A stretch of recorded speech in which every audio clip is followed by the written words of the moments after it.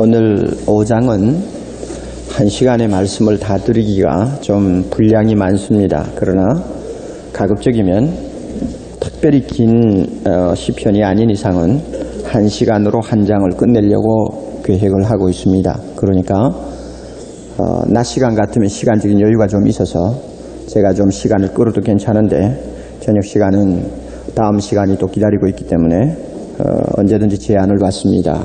그래서 여러분들에게 말씀드리는 것이 좀 딱딱할지도 모르고 너무 그냥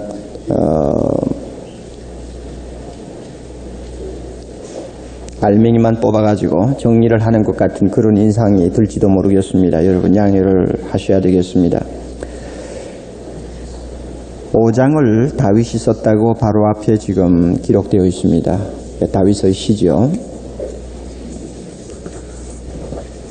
그리고 이 시는 특별히 어떤 악기를 연주할 수 있는 그 룰에 맞추어서 틀에 맞게 쓴 하나의 시가라는 것도 우리는 알 수가 있습니다.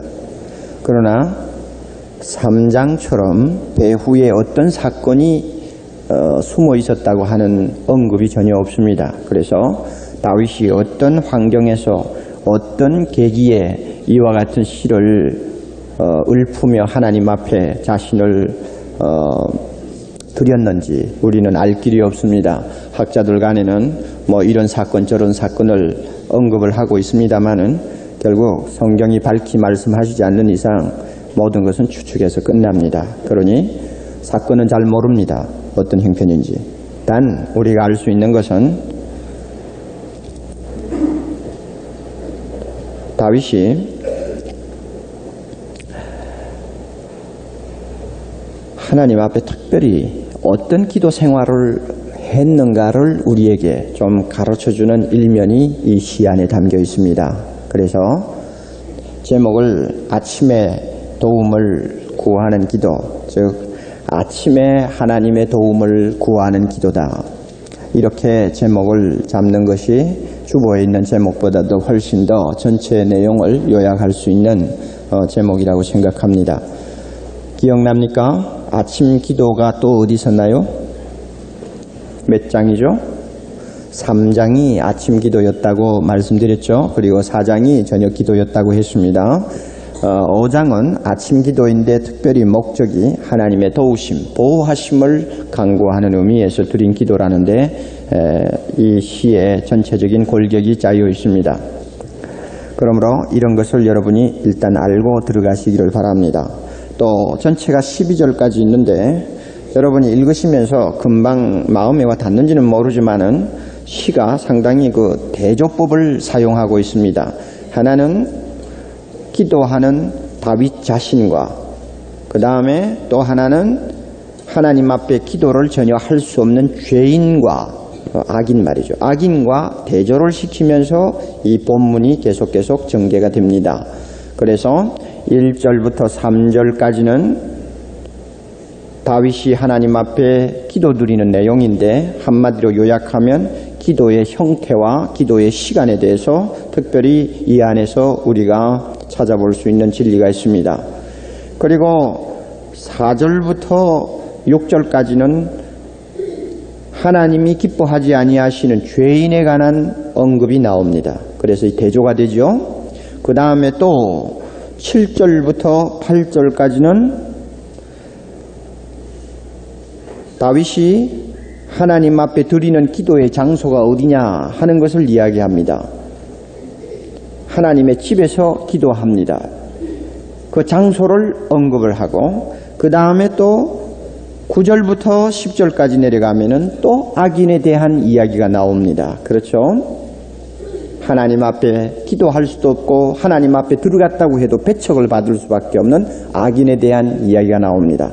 그 다음에 11절 12절은 기도의 응답에 관해서 말씀을 합니다. 그렇게 해가지고 전체가 5마디로 되어 있는데 각 마디가 끝나면서 대조적으로 다른 그 대조가 되는 다른 내용이 나오고 또 그 다음에 이어지고 이렇게 구성이 되어 있습니다. 여러분이 이것을 알면 전체를 이해하는 데 도움이 되겠습니다. 그러나 우리가 일단 내용을 선명하게 정리하기 위해서 이렇게 다시 한번 제가 반복해서 말씀드립니다. 1절부터 3절까지 기도의 형태와 시간, 또 7절부터 8절까지 기도의 장소, 그 다음에 11절, 12절 마지막 기도의 응답, 이렇게 세 가지를 이으면은 다윗이 어떠한 기도를 드린 사람이며 어떤 기도 생활을 했는가를 우리가 대충 짚어볼 수가 있습니다. 우선 첫째로 기도의 형태와 시간에 대해서 말씀을 하십시다. 1절입니다. 가만히 보세요. 여기 보면 다윗이 끝에 가서 2절 끝에 가서 주께 기도하나이다 하는 결론을 맺으면서 그 전에 무슨 말들이 나오나 잘 보세요. 기도의 세 가지 형태를 여러분이 알 수 있습니다. 첫째는 나의 말에 귀를 기울이소서. 여기서는 기도를 나의 말이라고 하는 단어를 씁니다. 그 다음에 둘째는 나의 심사를 통촉하소서. 여기서 두 번째는 나의 심사라는 말로 표현합니다. 세 번째는 2절에 가서 무엇이죠? 나의 뭐요? 부르짖는 소리를 들으소서. 그렇게 해서 부르짖는 기도로서 표현을 합니다. 한 가지 좀 더 선명하게 정리를 해보죠. 나의 말에 귀를 기울여 달라고 하는 기도. 그래서 다윗은 기도하되 어떤 스타일로 기도했느냐? 또록또록한 말로. 이 원문이 그렇습니다. 알아들을 수 있는 선명한 용어를 사용해서 논리 정연하게 기도하는 것을 말합니다. 이런 기도 있죠? 네. 알아들을 수 있고 논리 정연하게 분명하게 기도하는 것을 말합니다. 어떤 면에는 가장 정상적인 기도일 수 있고 또 형식을 갖춘 기도일 수도 있습니다. 우리는 이런 기도가 무엇인지를 잘 압니다. 오늘 저녁에 변집사님 나오셔서 공중 기도를 대표해서 하셨는데 바로 그런 기도가 말을 분명하게 가지고 하나님 앞에 아뢰는 기도라고 할 수 있습니다. 그 다음에 두 번째, 나의 심사를 가지고 기도하는 것. 이것이 뭘까요? 우리나라 번역의 심사라는 말을 참 애매하게 번역해 놓은 것이 사실입니다. 원래 뜻은 두 가지로 크게 나눌 수 있습니다. 중얼중얼 하는 거. 옆 사람이 알아들을 수 없는 말로 입안에 넣고 우물우물 중얼중얼 하는 기도 있죠? 예. 그런 기도를 이야기한다고 볼 수 있고, 또 다른 의미로는 말은 전혀 하지 못하고 가슴에다 가득히 기도를 담고는 표현을 할 수가 없고 답답해가지고 끙끙 앓고 신음하는 이런 기도 스타일. 이것이 여기서 심사라는 말 안에 들어있습니다. 그래서 중얼거리는 기도일까? 한나처럼 말이죠. 엘리 제사장 앞에서 입안에 넣고 우물우물 하니까 엘리 제사장이 무엇이라고 했나요? 저 여자 뭐 했다고? 술 먹고 술 주정한다고 그랬죠. 남이 도대체 알아들을 수 없는 스타일로 우물우물 기도하는 것입니다. 그것은 그 나름대로 자신이 참 어떻게 말로 표현할 수 없고 뭐 논리적으로 어떤 말을 이어갈 수도 없고 하니까 그저 입안에서 넣고 그냥 우물우물 하는 기도일 수 있죠. 그런데 이것을 좀 더 박진감 있게 표현을 한다면은 말을 못하는 기도예요. 표현을 못하는 기도예요. 모든 기도가 가슴 안에 가득 있어요. 그리고는 하나님 앞에 할 수 있는 표현이라면 끙끙 앓는 거, 한숨만 푹푹 쉬는 거, 이런 기도를 말합니다. 그래서 어떤 영어 성경 번역에는 한숨 쉰다는 말로 번역을 하고 있습니다. 또 어떤 번역에는 중얼중얼 한다고도 번역을 해놨습니다. 그러니까 이 단어가 이렇게 양면을 다 볼 수 있는데, 기도를 좀 그래도 하시는 분들은 이 말이 무슨 뜻인지 감을 잡을 수 있을 것입니다.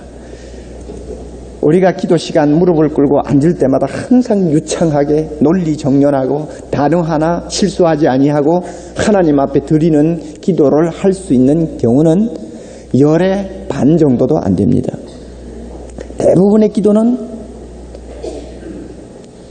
문장도 흐트러지고 단어도 앞뒤가 안 맞을 정도로 더듬거리고 어떤 때는 말도 못하고 한숨만 푹푹 쉬고 그냥 어찌할 줄 모르고 몸부림치다가 일어나는 때도 있죠. 바로 그런 기도. 무엇인지 아시죠? 예.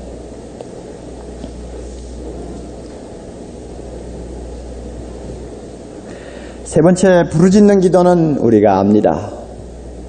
하나님 앞에 그저 주여 하고 부르짖는 기도일 수 있습니다. 그래서 이 세 가지 기도 형태를 다윗이 지금 여기서 표현하고 있는데, 이것을 보면 시편 5장에 나오는 기도 전체 내용은 어떤 공중 기도를 하기 위해서 쓴 것이라기보다는 다윗의 개인 기도를 자기가 이야기하고 있는 것이라고 보는 것이 낫습니다. 더욱이 하나님을 부를 때 2절에 우리 하나님, 우리 왕 하지 않습니다. 누구의 왕? 나의 왕, 나의 하나님, 하나님과 나와의 개인적인 관계. 그래서 하나님을 나만이 만나는 분으로 알고 엎드려서 기도하는 것을 이야기하니까 이것은 다윗의 골방 기도를 이야기하는 것임에 틀림이 없다고 저는 생각합니다. 여러분, 그렇다면 기도의 형태가 왜 이렇게 다양할 수 있는가 하는 이유를 좀 생각해 볼 수 없습니까? 왜 기도가 다윗에게 있어서 개인 기도가 이처럼 세 가지 형태로 나오나? 예수님도 우리에게 기도에 관해서 말씀하실 때에 세 가지 형태를 말씀하신 것 같은 암시를 받습니다. 구하라, 그러면 주실 것이요. 구하는 기도가 있을 수 있죠. 찾으라, 찾는 기도가 있을 수 있죠. 문을 두드리는 기도 있을 수 있죠. 우리는 이 기도가 다 같은 의미라고도 볼 수 있습니다만, 어떤 면에는 기도의 내용을 잘 아는 사람들은 그것이 세 가지 형태를 지닌 기도라고도 말할 수 있습니다. 일반적인 기도, 어떤 때는 조금 진지하게 매달리는 기도, 마지막에는 그냥 하나님 앞에 그냥 사생결단하려고 달려드는 두드리는 기도가 있을 수 있지 않습니까? 자, 그렇다면 왜 기도에는 이와 같은 형태가 다양할까요? 꼭 다양해야만이 기도입니까? 한 가지 형태로는 기도가 아닌가요? 그렇게는 말할 수가 없습니다만은 기도는 분명히 다양합니다. 그 이유가 있어요.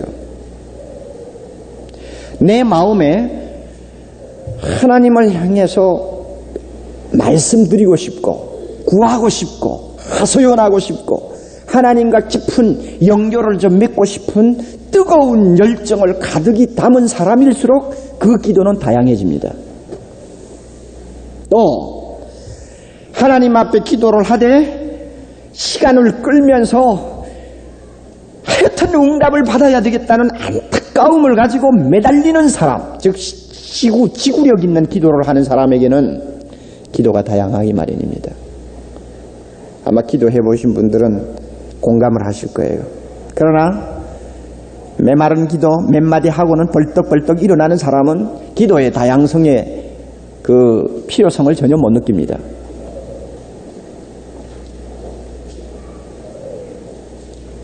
머리 숙이고 한 5분 형식적인 기도, 마치 주기도문 외우듯이 형식적인 기도를 하는 것으로 일관하는 신앙생활에 젖은 사람들은 기도의 형태는 항상 동일하고 한 가지라고 생각하지 다양하다고는 절대로 느끼지 않습니다. 열정을 가진 기도가 무엇인가를 한 번도 해보지 아니한 사람은 기도의 다양성을 전혀 실감하지 못합니다. 그러나 주님 앞에서 긴 시간을 두고 기도의 실험을 하고 주님 앞에 뜨거운 마음을 안고 마음을 쏟아놓는 기도를 해보는 사람들은 한 가지 형태의 기도로서 1시간, 2시간은 갈 수가 없다는 거 잘 압니다. 아시죠?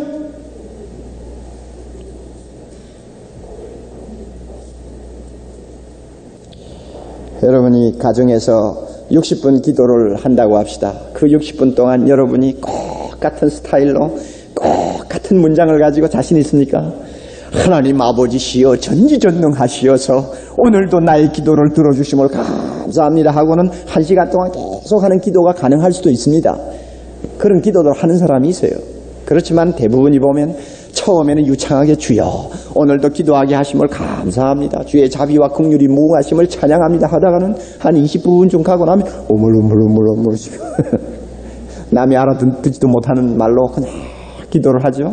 그냥 몸만 막 흔들고 어떤 때는 막 안타까워가지고 몸을 비비틀고 뭐 어떤 사람은 막 못 견디서 막 이러고 이러죠. 가만히 보면 기도의 형태가 달라진단 말이에요. 벌써 달라져요. 마음의 열정에 따라서 그 다음에 그 기도 내용의 진지함에 따라서 그 형태가 달라져요. 그리고 나중에 끙끙 앓으면서 그저 기도 못하고 몸부림칩니다. 그러다가 나중에 막바지쯤 가면 어떻게 합니까? 주여! 하고 막 소리를 지고 야단을 치는 사람도 있죠. 부르짖는단 말이에요. 그러니까 장시간 기도가 계속될 때 보면 이 형태가 다양하게 바뀌어요. 이것이 사실 정상입니다. 요즘엔 제가 기도원이라든지 이렇게 기도하는 분들이 많이 모이는 장소를 잘 가보지를 못합니다. 그런데 전에 좀 자유스럽고 시간이 있을 때는 가끔 올라가 봅니다만, 올라가 보면 참 구경거리입니다. 그 기도하는 모습들을 가만히 보라고요. 천태만상이죠. 우리 교회도 가끔 와서 혼자서 기도하는 분들 가만히 보면 천태만상이야. 뭐 이런 사람이 또 있어요. 그래서 야, 저분이 얼마나 답답하면 저렇게 여러분 그렇지 않아요? 하나님 앞에 기도할 때 몸을 그것도 20-30분 이러니까 운동도 되겠지만은, 그 다음에 그 마음이 오죽이 답답하면 그러겠어요. 말은 잘 안 나오고 그냥 하나님 앞에 하소연할 것은 너무 긴지하고, 그러니까 말보다도 몸이 먼저 움직이는 거예요. 그렇죠? 그런 사람이죠. 어떤 사람 이런 사람 있고 이런 사람 있고, 산에 가보세요. 벌쩍벌쩍 하는 사람도 있고, 참 다양합니다. 이런 기도를 우리가 나무랄 수가 없습니다. 물론 너무 지나치게 어떤 이상한 틀에 잡혀가지고 꼭 쇼하는 것 같은 그런 행동을 하는 사람도 있습니다만은, 우리가 마음을 진지하게 하나님 앞에 털어놓는 데 따라서 나타나는 어떤 형태는 우리가 그것을 꼭 정죄할 필요가 전혀 없습니다.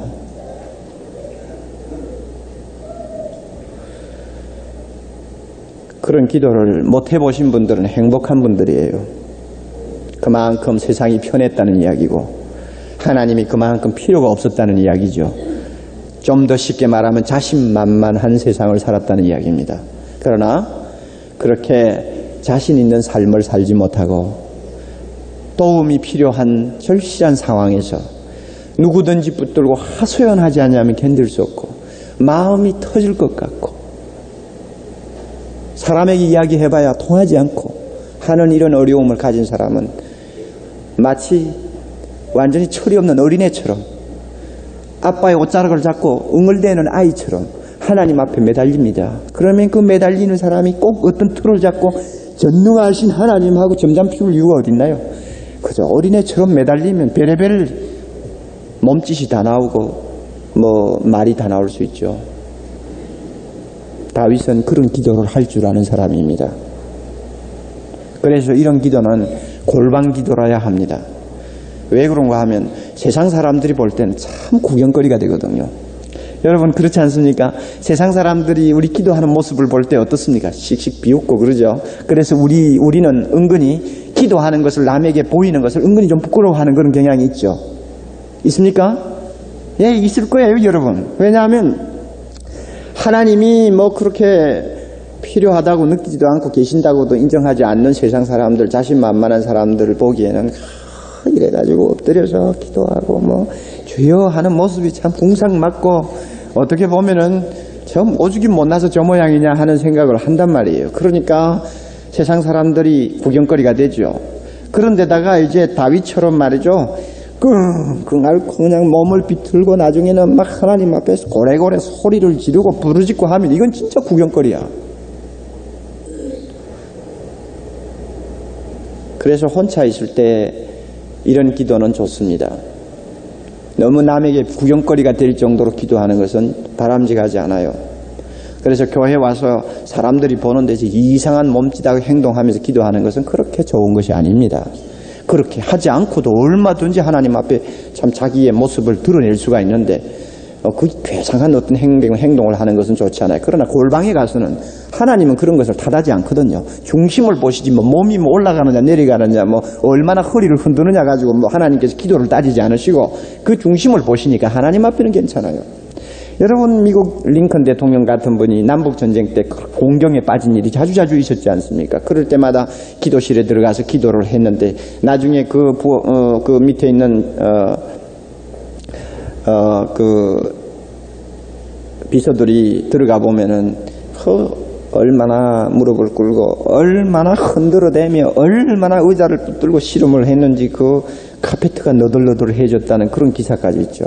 그 일국의 대통령이 하나님 앞에 나라의 운명을 앞에 놓고 이건 죽느냐 사느냐 피하느냐 승하느냐의 기로점에서 하나님의 도움을 기다리는 기도를 할 때 그 뭐 점잠 피우면서 기도했겠어? 그렇지 않아요? 몇 마디 그저 유식한 말로 문장 다듬어가면서 하나님 앞에 무슨 웅변하는 쪽으로 기도했겠어? 그야말로 어린아이가 되어가지고 주여 하고 부르짖지 않겠어? 주여 하고 부르짖으면 자연히 몸도 함께 부르짖다 보면은 몸이 그냥 뒤틀리고 그저 몸만 막 무릎을 그냥 꿇고 막 그냥 앞뒤로 뭐 흔들다가 보면 카페트가 구멍이 날 수도 있는 거지 뭐. 그건 못할 건 뭐 있어요? 그렇지 않아요? 이게 기도란 말이에요. 이게 기도.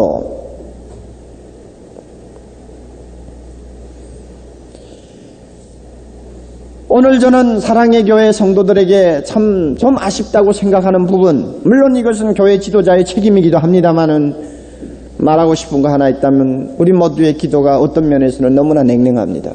열정이 없어요. 지구력이 약해요.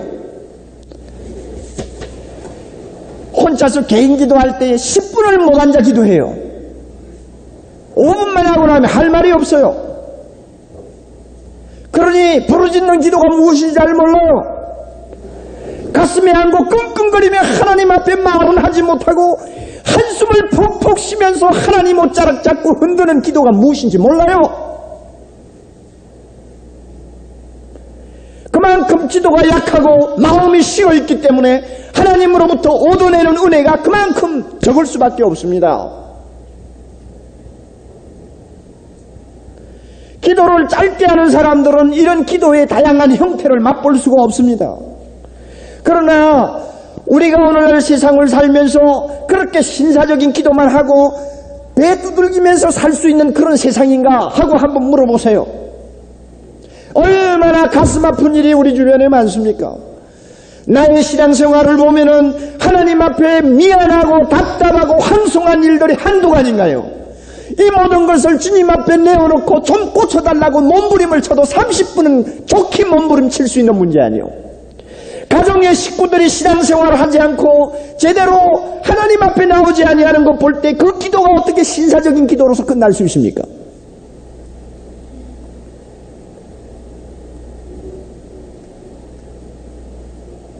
하루 종일 기도도 하지 않고 말씀도 보지 아니하고 하루 종일 세상살이에 취해가지고 정신없이 돌아다니다가 집에 들어와 자고 그렇게 하다 보니 일주일이 금방 가고 주일날이라고 겨우 성경 들고 나오는 이런 자기 자신의 모습을 보고 부끄러운 줄도 모르고 답답한 줄도 모르고 그렇게 사니 기도가 무슨 맥이 있어요?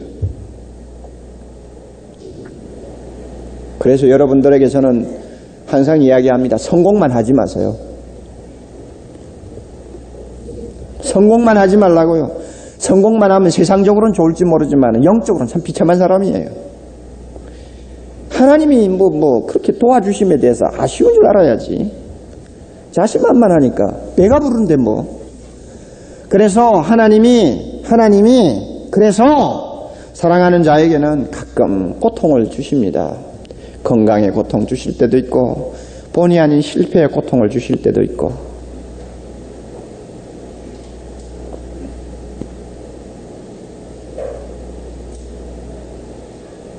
좀 그런 고통을 통해서 기도할 줄 아는 사람이 되면 그것이 더 행복한 사람입니다.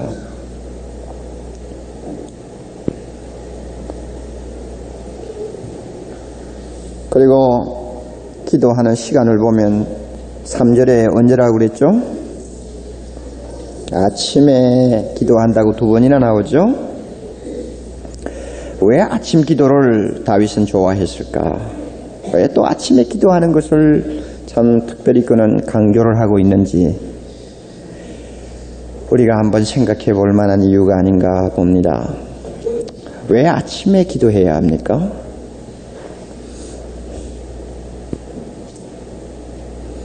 아침은 하루 일과를 시작하는 첫 출발입니다.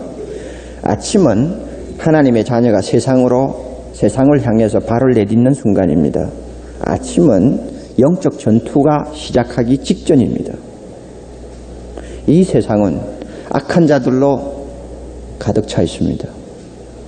하나님의 자녀들이 이 세상에서 산다는 것은 곧 이리 속에 양을 보내는 것과 같은 것이나 다름이 없습니다. 어떤 사람이 이 세상에 삽니까? 바로 여러분 4절 이하의 다윗이 지금 이야기한 내용을 지금 말하고 있는 그 사람들입니다. 자 보세요. 4절 이하에 보세요. 5절 볼까요? 어떤 사람이 나오나요? 오만한 자가 나오죠. 행악자가 나오죠. 6절에 거짓말쟁이가 나오죠. 피에 굶주린 사람이 나오죠. 사기꾼이 나옵니다. 이런 사람들이 세상에 가득합니다. 이 가득한 이런 사람이 가득한 세상에 우리가 문 열고 나가는 것이 아침 시간입니다. 그 다음에 이런 사람들의 본성이 무엇입니까? 9절 보세요. 저의 입에는 신실함이 없어요. 참말을 찾기가 어려워요. 그 이유는 그들의 마음이 악하고 그 목구멍만 열면은 시체 썩은 냄새가 나는 무덤처럼 더러운 것들이 그냥 쏟아져 나오는 사람들이 삽니다. 그리고 저의 혀로는 아첨합니다. 보세요. 그들이 입만 열면 거짓말하면 아첨입니다. 아첨이라는 것도 거짓말의 일종입니다. 왜냐하면 없는 것을 떠벌려서 다른 사람에게 칭찬을 늘어놓는 것이니까 아첨은 거짓말이에요.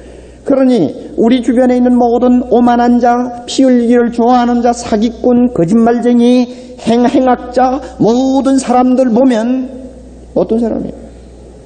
속이 전부 컴컴하고 더러운 사람들입니다. 그런데 여러분 기억하십니까? 이 9절 말씀이 어디서 신약 어디서 인용이 되어 있습니까? 로마서 3장이 의인은 없나니 한 사람도 없다. 그렇죠? 그래서 여기에 있는 9절의 말씀의 내용은 어떤 특정한 죄인을 이야기하는 것이 아닙니다. 일반적인 세상 사람을 말합니다. 예수 안 믿는 사람들을 전부 다 이런 식으로 성경은 진단합니다. 전부 회칠한 무덤 같은 존재들, 마음속이 거짓으로 가득한 사람들, 입만 열면 아첨하고 거짓말 쏟아놓는 사람들로 성경은 규정합니다. 한 사람도 예외 없어요. 이런 사람들이 세상에 가득하게 살고 있는데 이 가득한 세상에 나가는 시간이 언제냐면 아침이라고 말이에요. 그 악한 사람들이 주변에 함정을 파놓고 있습니다. 그 사람들이 또 철 만들어 놓고 기다립니다. 그 사람들이 음침한 곳에서 활을 겨누고 있습니다. 왜? 하나님의 자녀가 지나갈 때 그들의 영혼을 사냥하기 위해서입니다. 여러분 영의 눈을 뜨고 아침에 문을 밀고 나가보세요. 영의 눈을 뜬 사람은 봅니다. 얼마나 우리의 영혼을 해칠 수 있는 원수들이 많이 있는가를 압니다. 조금만 잘못하면 나도 모르게 거짓말쟁이가 됩니다. 조금만 잘못하면 나도 모르게 세상 향락에 빠집니다. 조금만 잘못하면 나도 하나님 중심이 아니라 내 개인 중심으로 사는 사람으로 변해버립니다. 왜? 세상에 있는 악한 사람들 우리를 그렇게 유혹하기 때문입니다. 그러니 아침에 나갈 때는 준비를 단단히 하지 않으면 안 됩니다. 그렇지 않으면 우리 영혼의 생명을 지킬 수가 없고 우리의 영적 건강을 유지할 수가 없습니다. 그래서 다윗은 아침 시간 무장을 단단히 해놓는 것입니다. 사랑하는 성도 여러분, 다윗이 지금 말하는 오만한 자, 아첨하는 자, 사실 먼데 있는 사람이 아닙니다. 우리들이 가장 자주 만나는 사람들입니다. 세상 사람들이 들으면 섭섭하게 생각할지 모르지만 중생받지 못하고 하나님을 알지 못하는 사람은 피장파장이에요. 우리가 가장 가까이 접근하고 가까이 사귀고 가까이 거래하는 사람들이 바로 이런 사람들입니다. 그러므로 나를 해칠 수 있는 가장 가까운 자리에 있는 사람도 바로 그 사람들입니다. 그러니까 그런 사람들에게 내가 영적으로 해를 당하지 아니하며 내가 신앙적으로 병들지 않기 위해서는 어떻게 해야 합니까? 그 사람들 욕할 필요가 없어요. 내가 준비해야 합니다. 준비하는 방법은 아침에 하나님 앞에 기도하는 것입니다. 얼마나 기도로 무장합니까?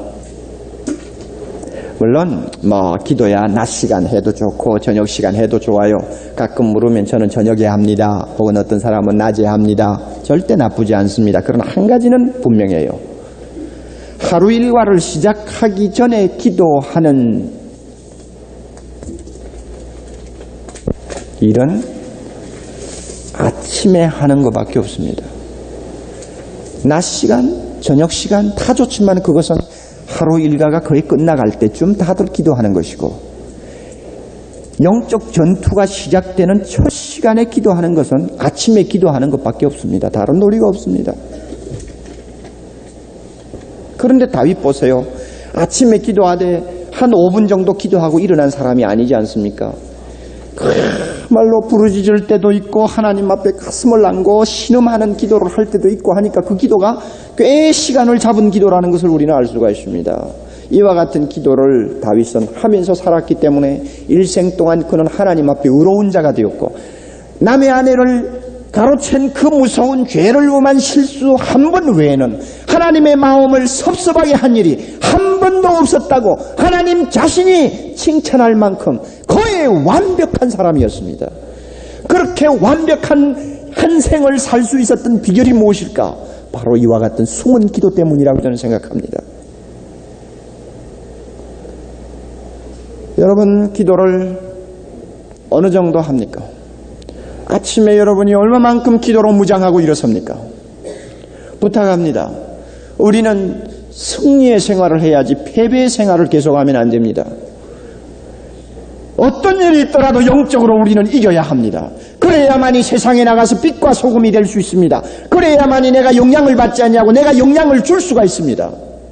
그래야만이 내가 끌려가지 않냐고 그들을 하나님 앞으로 끌어들일 수가 있습니다. 그러나 우리가 매일매일 생활에서 아침에 무장하는 일 두가니 해버리면 그날 안 됩니다. 당하지를 못해요.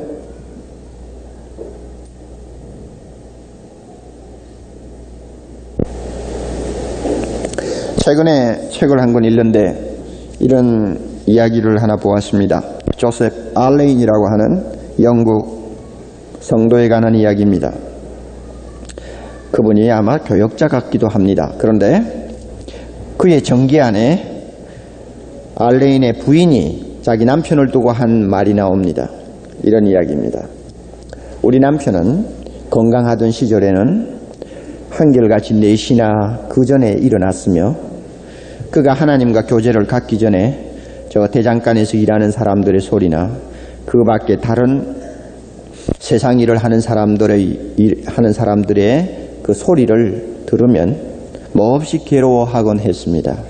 왜 그런가 하면 하나님이 제일 먼저 들어야 할 소리는 성도들이 일어나서 기도하는 소리여야 하는데 대장간에서 일하는 소리를 먼저 하나님이 들으신다든지 논에서 일하는 농부들의 소리를 먼저 들으면 하나님이 얼마나 섭섭해하겠나.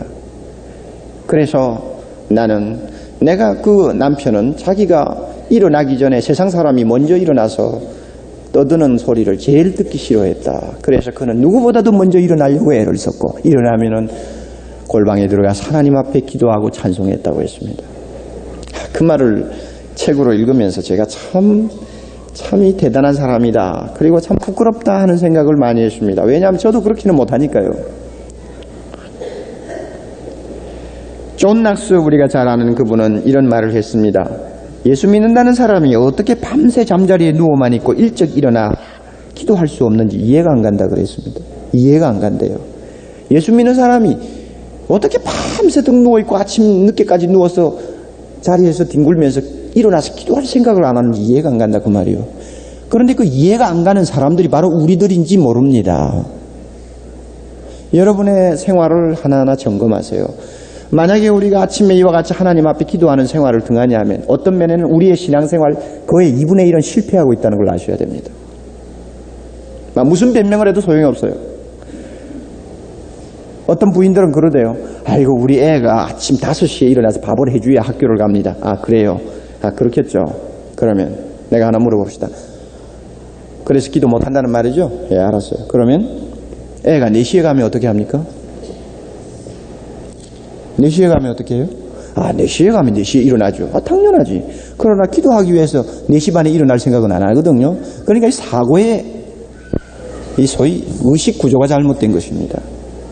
그러니 5시에 일어나서 애 밥 해주고 그 다음에 조용히 앉아서 기도하는 시간을 가지는 분은 좋습니다. 그러나 5시에 일어나서 애 밥 해주고는 그 다음에 뭐 또 뒤처리하고 소재하고 뭐 하고 하다가 보니까 9시 아이고 좀 피곤하다 눕자 하고 눕다 일어나니 11시 일어나서 보니까 전화와 친구하고 이야기하다 보니 또 점심시간 또 뭐 오후 되면 기도하고 싶나요? 벌써 마귀가 와서 기도하고 싶은 마음을 빼간 지가 벌써 3년 전인데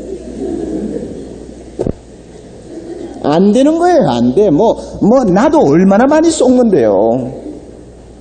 아침 6시부터 불려나가가지고 무슨 회의다 하면은 기도하는 시간이 어디 있어요? 못하지. 피곤해 죽겠는데 뭐 어떻게 합니까? 그러니 아이고 10시 해야지. 웬걸.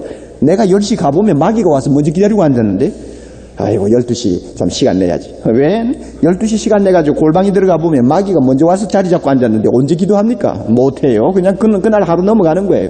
그리고는 잠자리에 앉아서 미안하니까 주여 이거 오늘 참 실패했습니다. 용서해 주십시오. 그리고는 오늘 저녁에 잠잘 때 주님 도와주세요. 그래도 염치가 있어 도와달래요. 그 시간은 또. 자, 이런 식으로 여러분이 하루 이틀 넘어가 보세요. 어떤 증세가 일어나나요? 마음이 컬컬해서 못 견딥니다. 어디 이 가운데 손 좀 들어보세요. 여러분들 기도를 이틀 3일 지나가도록 제대로 하지 못하고 하루 해를 매일매일 넘긴 다음에 영적으로 막 갈증이 나고 막 답답하고 막 못 견디는 어떤 무엇이 마음에서 그냥 솟구쳐 오르는 사람 한번 손 들어보세요. 아멘, 아멘. 좋습니다. 무슨 소리인지 잘 모르겠다는 사람 손 들어보세요.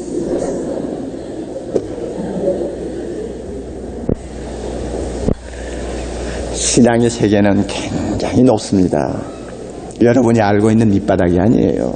그러므로 정상은 참 매일매일 제 시간에 기도하면서 하나님과 깊은 영조를 맺는 생활을 하면 모든 것이 다 풀리면 그 사람은 정상이고 그 일이 한두 번이라도 빠지고 잘 안 될 때는 모든 것이 비정상으로 뒤틀리는 사람이 참 믿음 좋은 사람입니다. 믿습니까? 그러나 기도 아무리 안 해도 뒤틀리기는 뒤틀려 잘만 되는데 여러분이 만약 그런 식으로 생각한다면 아직 어떤 면에서는 근본적으로 다시 검토해야 합니다. 남편을 만나지 못하면 3일만 집에 안 들어오면 막 전화를 하고 신고를 하고 법석을 떨고 모든 것이 비정상입니다. 애들 보고도 제대로 말이나 하나요? 이 귀찮다 나가라고 야단이고 모든 것이 뒤틀려 버리죠. 부인들 맞아요 안 맞아요? 남편이 3일만 안 들어와서 남편 못 보면 소식도 없으면 어떻게 하나요? 다 비정상으로 흐릅니다. 하나님은 3일 못 봐도 정상이거든. 그게 잘못됐다는 이야기입니다.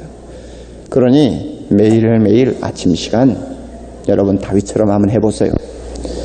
2, 3분 입을 중얼중얼하고는 일어나는 그런 값싼 기도 하지 마시고 그렇게 우리의 하루의 생은 가벼운 것이 아닙니다. 그날에 무슨 일이 일어날지 우리는 전혀 모르지 않습니까?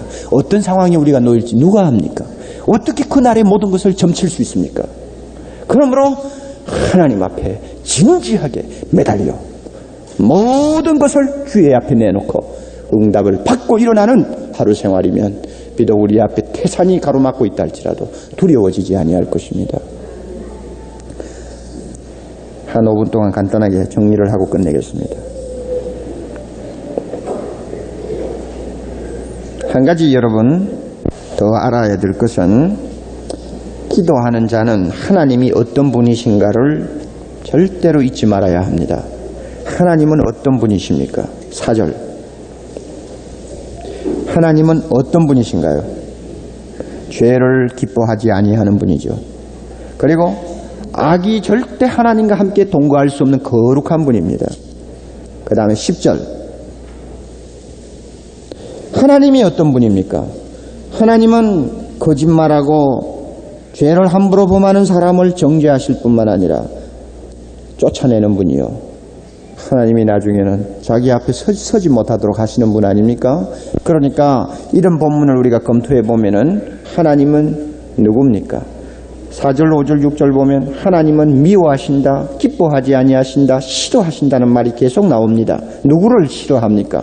죄를 범하는 사람을 싫어합니다. 누구를 기뻐하지 않습니까? 하나님 앞에 죄 짓는 것을 예사로 하는 사람을 싫어합니다. 그러므로 기도할 때마다 우리가 꼭 마음에 명심해야 할 것은 하나님은 거룩하시다는 사실입니다. 거룩하신 분이라는 사실입니다. 거룩하신 분이라는 사실을 알 때만이 내가 하나님 앞에 나갈 때 나를 돌아보게 됩니다. 내가 하나님이 싫어하는 사람으로 지금 나가고 있지 않는가 잘 보아야 합니다. 내 손에 피가 있는데 그대로 피 묻은 대로 하나님 앞에 찾아 들어가고 있지 않는가 여러분이 잘 아셔야 됩니다. 예수 안 믿는 사람들이 처음에 돌아올 때야 입은 옷 그대로 목욕하지 아니한 몸 그대로 하나님 앞에 나와도 하나님께서 받아주시면서 예수의 피로 다 씻어주십니다만 예수님의 피로서 이미 씻음받은 거룩한 하나님의 백성이 세상살이 하면서 함부로 더러운 데 손 넣고 더러운 것에 발 담그고 제대로 함부로 세상을 살다가 그것이 나쁜 줄도 전혀 모르고 하나님이 그 더러운 몸을 싫어하는 것도 모르고 그냥 기도하는 자리에 앉아서 하나님 어떻게 하고 뭐는 달라고 기도하는 이런 태도, 이것은 참 한심한 태도입니다. 하나님은 거룩합니다. 하나님은 죄를 싫어합니다. 죄인과 함께 있을 수도 없습니다. 그러므로 우리는 아침에 기도할 때마다 자신을 살펴야 합니다.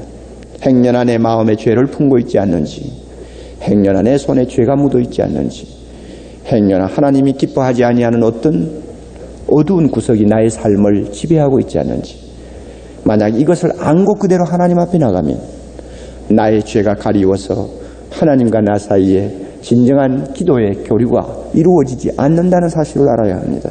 그러므로 꼭 기도하러 나갈 때는 하나님은 거룩하시다. 그러므로 나도 하나님 앞에 먼저 회개하고 죄 씻음을 받고 나의 모든 마음을 주께 털어놓아야 된다 하는 생각을 잊어버리지 마세요.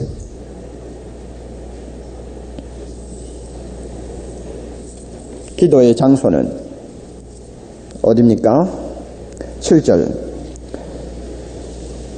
주의 집에 들어가 주를 경외함으로 성전을 향하여 경배하리이다. 어떻게 보면 예배를 이야기하는 것 같습니다만은 1절, 2절과 연결시켜 볼 때는 기도하는 자가 어떤 위치에 서게 되는가 하는 것을 이야기합니다.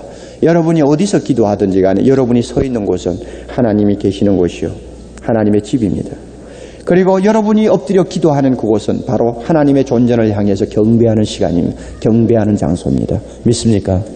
바로 여러분이 기도하는 그 장소가 성전이요, 바로 여러분이 기도하는 그 장소가 하나님이 계시는 존전이라는 거 잊어버리지 마시기를 바랍니다. 그것을 잊지 아니할 때 우리의 기도가 진지하고 우리의 기도가 마음을 진심으로 터는 기도가 될 수 있습니다. 그것을 모르고 있기 때문에 모든 사람이 기도 시간에 정신을 엉뚱한 데 빼앗기고 기도한다고 앉아는 있지만은 마귀에게 농락당하다가 일어나 버리는 일이 자주 있습니다. 여러분, 내가 무릎 꿇을 때는 그 무릎 꿇는 장소가 어디 있든 간에 영적으로는 하나님이 계신 곳이라는 것을 잊어버리지 마시기를 바랍니다. 끝으로 하나님께서 아침에 하나님의 보호를 간절히 구하는 기도, 이 기도를 진심으로 드리는 자에게 어떤 응답을 주시느냐. 11절 크게 두 가지로 요약할 수 있습니다. 하나님이 주시는 응답은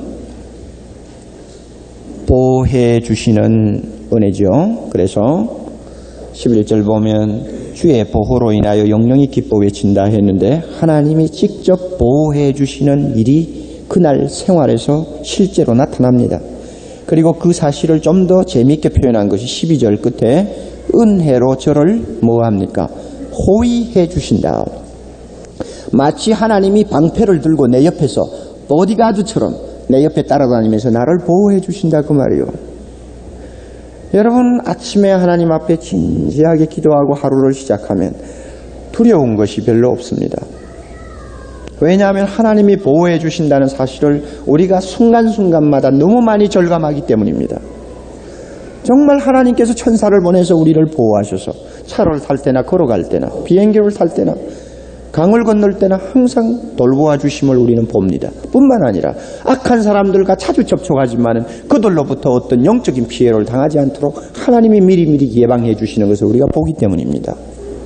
그들에게 속을 염려 그렇게 안 해도 됩니다. 하나님이 속지 않도록 우리를 미리 지혜를 주시고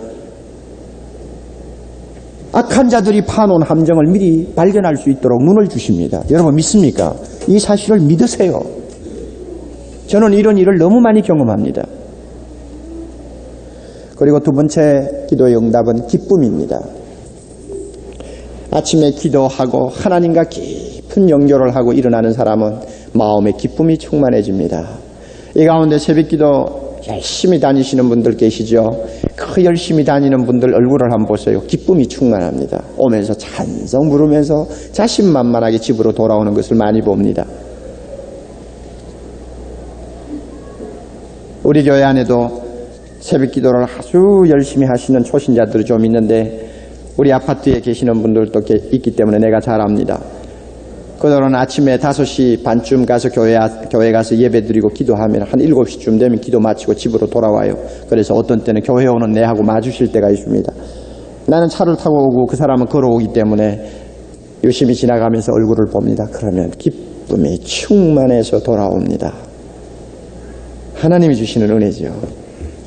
그러니까 하루 해를 시작하면서 이렇게 자신만만하게 하나님이 주시는 기쁨을 가슴에 가득히 안고 시작하면 그날 하루가 어떻게 심심할 수 있습니까? 어떻게 우울할 수 있겠습니까? 서로 슬프고 고통스러운 일이 왕왕이 코너에 기다리고 있다 할지라도 우리는 웃으면서 그 모든 일을 다루고 넘어갈 수 있는 여유를 가질 수 있다고 생각합니다. 그러니까 여러분 교회에 나와서 새벽 기도를 하시면 더 좋고, 그것이 안 될 때는 가정에서 골방 기도를 하시더라도 내 마음에 하나님의 하루를 살 수 있는 기쁨의 능력을 쏟아 부어주시는 그 은혜를 체험하고 그 시간에 일어나세요. 그리고 하루를 시작하세요. 이것이 성도가 승리할 수 있는 삶의 비결입니다. 믿습니까?